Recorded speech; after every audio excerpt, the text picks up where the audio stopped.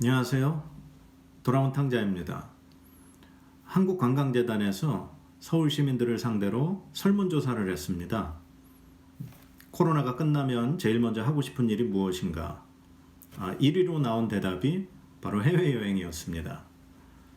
요즘처럼 하늘길이 막혀서 여행을 마음대로 나갈 수 없는 이 코로나 시대에는 정말 여행이라는 것이 우리의 삶에 얼마나 큰 기쁨을 주었는가 생각해보지 않을 수 없습니다. 다들 해외여행의 경험이 한 번쯤은 있으실 거라 생각이 드는데요. 해외여행을 가시면 공항을 빠져나와서 제일 먼저 만나는 사람이 누구죠? 네, 바로 가이드입니다. 저도 캄보디아 앙코르와트에서 5년 정도 가이드를 한 경험이 있습니다. 공항에서 저녁에 한국에서 오신 손님들을 만나면 인사를 드리고 손님들의 짐을 버스에다 싣고 호텔로 출발을 합니다.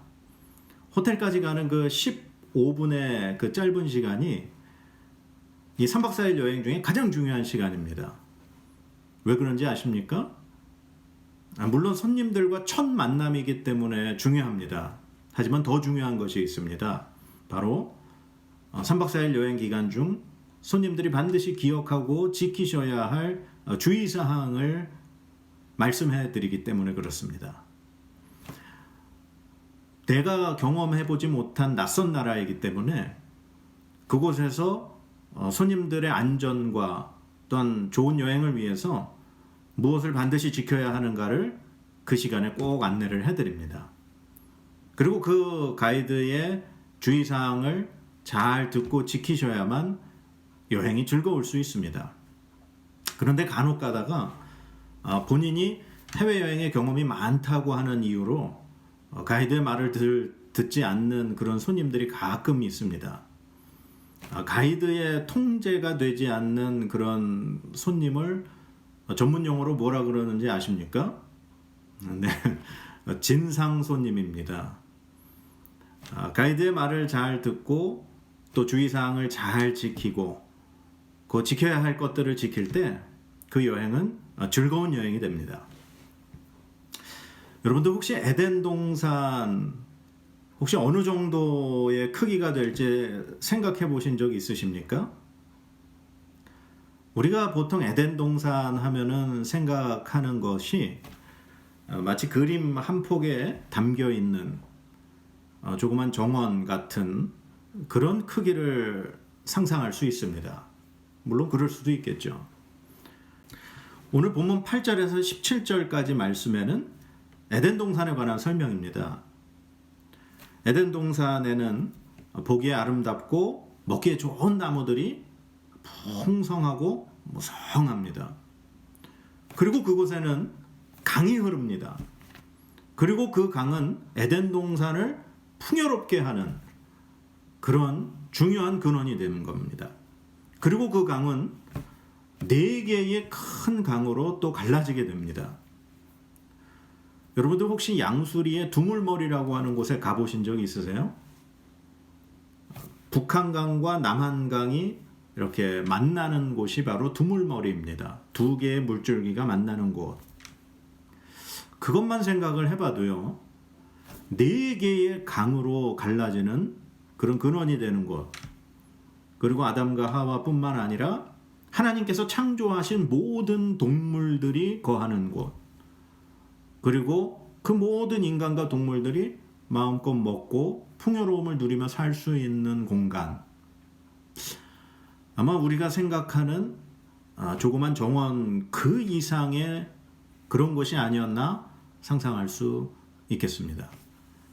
만약에 여러분이 에덴 동산에 패키지 여행을 간다라고 우리 한번 상상을 한번 해보는 겁니다. 에덴이라고 하는 도시에 너무나도 멋진 동산이 있다 그래서 그 소문을 듣고 우리가 이제 여행을 가는 겁니다. 그런데 그곳에 도착을 해서 그곳을 안내해 주러 나온 가이드를 딱 만났더니 그분이 하나님이신 거죠. 그 하나님은 그 에덴 동산의 주인이시면서 에덴 동산을 계획하고 설계하시고 직접 만드신 분이기 때문에 에덴 동산의 모든 것을 너무나도 잘 알고 계시는 분입니다. 그런 하나님이 우리에게 안내를 해주시는 겁니다. 하나님께서 말씀하시기를 에덴 동산의 모든 것은 너희가 마음껏 누릴 수 있다. 영어 성경에 보면은요, You are free. 모든 것이 너희들에게 자유롭다라고 말씀하십니다. 그러나 동산 중앙에 있는 선악을 알게 하는 나무의 열매는 절대로 먹지 말아라. 그것을 먹으면 죽는다. 이 말씀도 같이 하셨죠. 그런데 이 하나님의 말씀은요, 그냥 주의하고 조심해라 라고 하는 그런 말씀이 아니라 명하여 이르시되 라고 그렇게 성경에 되어 있습니다. 이 16절 말씀은요, 이 히브리어 원어 성경에 보면은 명하여 이르시되 명령하셨다라고 하는 이 단어가 제일 먼저 나옵니다. 명령하셨다라고 하는 이 단어가 47번이 쓰입니다. 그런데 이 단어가 주로 어떨 때 쓰이느냐? 왕이 백성이나 신하들에게 명령을 내릴 때 이 단어가 쓰입니다. 애굽왕 바로가 백성이나 신하들에게 말할 때, 대제국이었던 바벨론 왕 느부갓네살이 신하들에게 말할 때 이 단어가 쓰입니다. 즉 이 말은 지켜도 되고 안 지켜도 되고 혹은 주의하라는 그런 주의사항 정도의 표현이 아닙니다. 반드시 지켜져야 되고 그것을 어기면은 마치 왕의 명령을 어긴 신하에게는 반역죄가 적용되어 죽음을 맞이하듯이 이 아담과 하와에게도 하나님께서 명령하신 이것은 반드시 지켜져야만 하는 것입니다. 그 명령을 지킬 때 에덴 동산의 모든 것을 누릴 수 있는 거죠. 그러면 여러분들 혹시 이상한 점을 혹시 발견하셨습니까? 그 먹으면 죽는 그런 선악과 그걸 왜 하나님이 동산 중앙에 두셨을까요? 우리들 생각에 그렇게 위험한 나무라면 아예 만들지 말았어야 됩니다. 처음부터. 혹은 반드시 그 에덴 동산에 그 선악을 알게 하는 나무가 반드시 필요하다면 인간의 손길이 닿지 않는 저 구석에 아주 보이지 않는 곳에 그곳에 두시고 사람들이 접근할 수 없도록 아담과 하와가 손댈 수 없을 정도로 그렇게 많은 보호장치를 해 두셔야 그게 우리의 생각으로 이해가 됩니다. 저도 가이드를 했을 때 손님들과 혹시 어느 장소에 가면 위험해질 수 있다. 손님들이 혹시 안전에 신변에 위험해질 수 있는 곳이 있다라고 하면은 절대 그곳에 가지 않습니다. 그곳에서 괜히 사고가 발생하면 그 모든 책임이 저에게 있기 때문이죠. 그래서 일정이 모두 끝나고 나면 저녁에 손님들을 호텔에 모셔다 드리고 이렇게 안내해 드립니다. 일정이 모두 끝났고 저녁에 호텔 밖에 나가시면 안 됩니다. 라고. 만약에 호텔 밖에 개인적으로 나가서 혹시 무슨 사고라도 발생이 되면 그 사고는 전적인 100% 손님의 책임이 됩니다라고 안내를 해드리죠. 캄보디아라고 하는 나라는 제가 한 10년 전에 그곳은 도시는 괜찮지만 저녁이 돼서 그 도시를 빠져나와서 외곽에 조금만 가면 가로등이 없습니다. 어둡습니다. 그리고 굉장히 위험합니다. 그래서 손님들이 위험해질 수 있는 곳은 절대로 안내도 해드리지 않고 같이 가지도 않습니다. 그런데 하나님은 이 에덴 동산의 정중앙에 이 선악을 알게 하는 나무를 심어 두셨습니다. 왜 그러셨을까요? 그것을 먹으면 죽는데 말입니다. 여러분도 혹시 문패라고 아십니까? 제가 어릴 적에 뭐 지금처럼 아파트보다는 개인 주택들이 많았던 시절입니다. 서울에. 그 집 앞 대문에 기둥에 이 집 주인이 누구인가 그 이름이 새겨진 나무나 혹은 돌로 만들어진 벽돌 크기 정도의 그런 명패가 문패입니다. 그 집이 누구의 소유인가를 보여주는 것이죠. 시골에서 서울로 올라와서 조그만 방 한 칸을 빌려서 생활하는 새방살이하는 세입자들에게 내 집을 마련해서 그 집 대문 앞에 나의 이름이 걸린 문패를 거는 것, 아마 꿈이었을 겁니다. 지금도 서울에 혹은 수도권에 내 명의로 된 아파트 한 채를 소유할 수만 있다면 야, 그게 얼마나 행복한 일인가 여러분들 가히 상상이 가실 겁니다. 요즘 같은 이 아파트 생활을 하는 세대에서는 어느 단지에 몇 동 몇 호, 이게 우리의 문패가 될 수 있겠죠. 근데 옛날에는 길거리를 지나다니는, 그 집 앞을 지나다니는 모두가 아, 저 집은 누구 집이구나 라고 하는 것을 문패를 보면 알 수 있었습니다. 여러분들 감이 오시나요? 에덴 동산은 누구의 것입니까? 하나님의 것입니다. 성경 말씀에요, 여호와 하나님이 동방의 에덴에 동산을 창설하시고 라고 되어 있습니다. 에덴 동산을 누가 만드셨습니까? 하나님이 만드셨습니다. 그러면 누구의 소유입니까? 하나님의 소유입니다. 그럼 아담과 하와는 어떤 존재입니까? 15절 말씀입니다.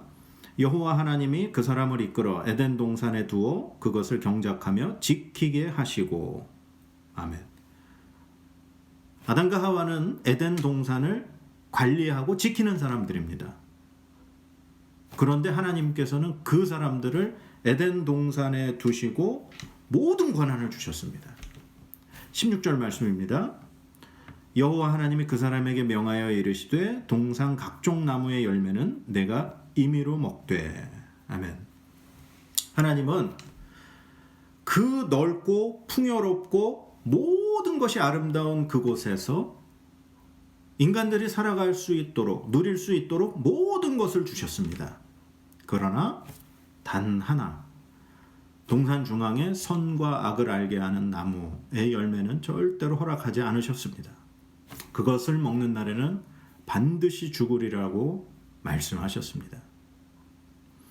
그러면 하나님께서 이 에덴 동산의 중앙에 선악과를 두신 이유가 무엇입니까? 이 에덴 동산의 중앙에는 선과 악을 알게 하는 나무와 생명의 열매가 열리는 나무 두 그루가 있었습니다. 즉, 그 넓고 풍요로운 에덴 동산을 유지시켜주는 생명의 근원이 바로 이 중앙에 있는 이 생명나무와 선악을 알게 하는 이 나무에 있다고 우리가 생각할 수 있습니다.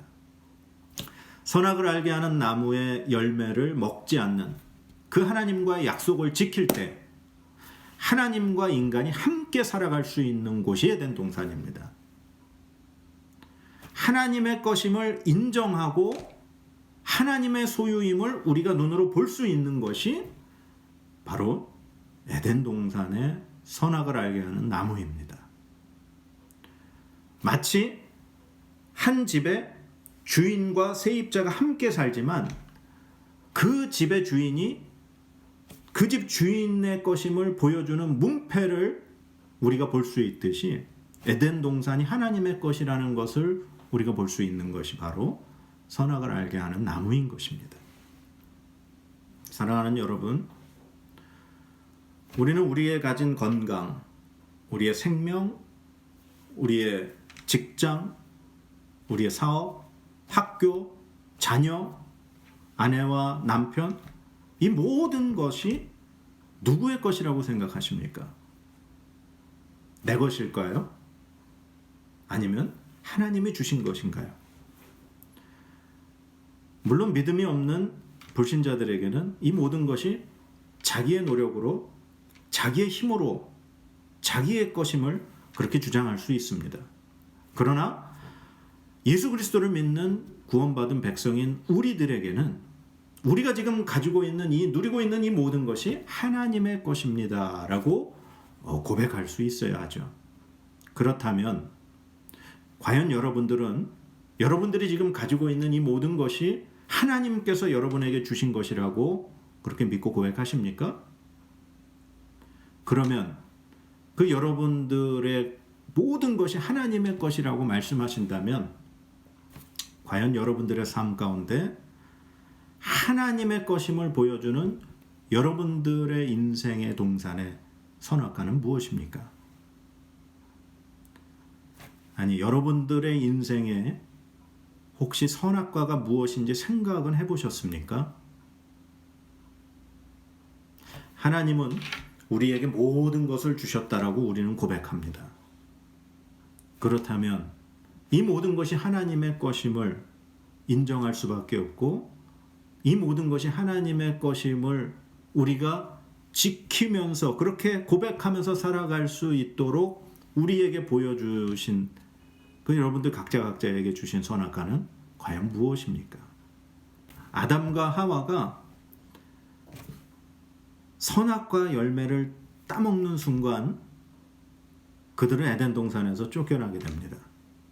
그리고 하나님과의 관계가 끊어져 버리게 됩니다. 그 모든 풍요로운 에덴 동산에서의 삶을 잃어버리게 됩니다. 왜냐? 하나님의 것인 에덴 동산을 자신의 것으로 삼으려고 했기 때문입니다. 하나님의 것에 손을 댔기 때문에 모든 것을 허락하셨지만 하나님이 허락하시지 않은 단 0.1%의 것을 손댔을 때 그들은 하나님으로부터 받은 모든 것을 잃어버리게 된 것입니다. 우리의 인생에 하나님께서 주신 선악과 반드시 지켜야 할 것이 분명히 있을 줄 압니다.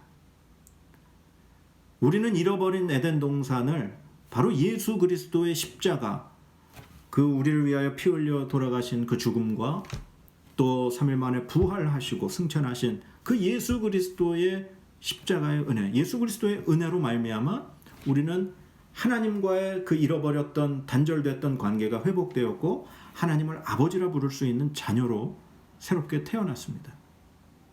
그리고 잃어버렸던 에덴 동산을 우리는 다시 회복을 한 거죠.